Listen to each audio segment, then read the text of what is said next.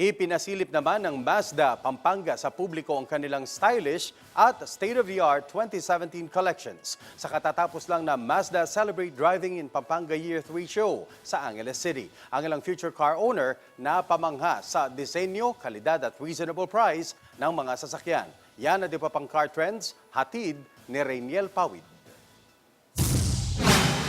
Mazda 2, Mazda 3R, Mazda BT50, Mazda CX-3 at Mazda CX-5. Hindi ka namamalikmata at hindi ka rin nananaginip. Dahil lahat ng yan available sa isa sa pinakapremyadong car dealership sa bansa, ang Mazda Pampanga.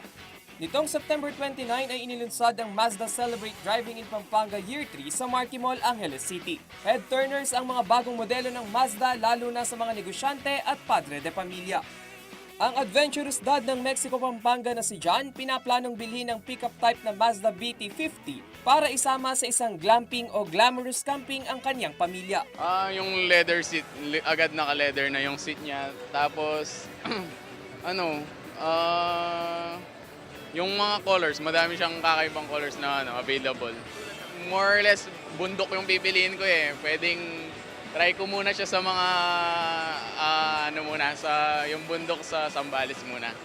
Kursunada naman ni Mami Madel ang Crystal Pearl White na Mazda CX-3 Sport dahil bukod sa kulay, ay nagustuhan din niya ang safety highlights ng sasakyan na may side-mounted at rear airbags. Maganda siya. Type ko siya kasi kulay white. Tsaka safety din sa loob. Okay siya sa loob.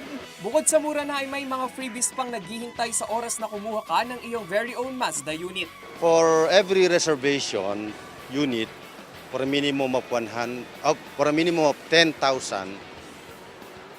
client or customers get a chance to bring home a limited edition Mazda jacket like this. Sa mga karagdagang katanungan, maaaring kumonekta sa Facebook at Mazda Pampanga Official o maaaring mag-log on sa kanilang website sa laosmazdagroup.com.ph. Pwede ring personal na bumisita sa Mazda Pampanga sa Jose Abad Santos Avenue sa Dolores, City of San Fernando, Pampanga. Ako si Rainiel Pawid para sa Metro Central Luzon News.